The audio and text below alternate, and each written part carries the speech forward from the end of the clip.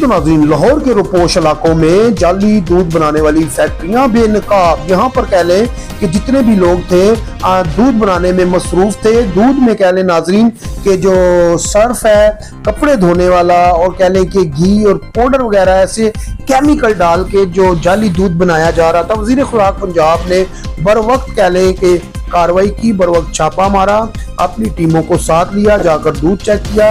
अच्छा ये नाज़रीन, ये पूरा खानदान है, पूरा बहुत बड़ा ग्रोह है एक जो ये काम कर रहा था। इनका सुराग कैसे लगा, इनको पकड़ा कैसे गया?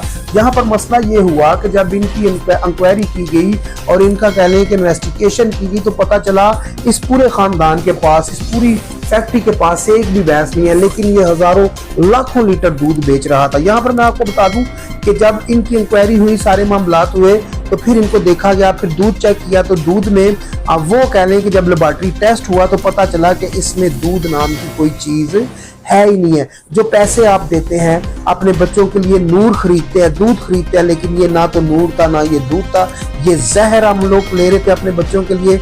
लेकिन वजीर खुराक पंजाब की बर वक्त कार्रवाई ने ये हजारों मुजरे सेहत दूध लोगों के पेट में जाने से पहले इस बंदे ने बचा लिया। इसकी हम इनको शाबाश भी देंगे। लेकिन यहाँ पर मसला ये है, क्या हमारा जो मुल्क है, जो हमारा कानून है, वो इतना कमजोर है? ये जो माफिया है, क्या ये जब जेलों में जाएगा, जमानतें होंगी, वापस आ जाएगा? क्या इस जुर्म की, जो लोगों की जानों के साथ खेल रहे हैं, इसकी बस इतनी ही सजा है कि वो जेल में जाएगा, जमानत करवाएगा, केस लड़ेगा, वापस आ जाएगा, चंद पैसा खर्च करेगा तो फिर वापस आएगा, फिर दूध बेचेगा? लेकिन यहाँ पर मसला ये है, हमारे कानून को मजबूत होना चाहिए, हमारे कानून को मजबूत होना पड़ेगा।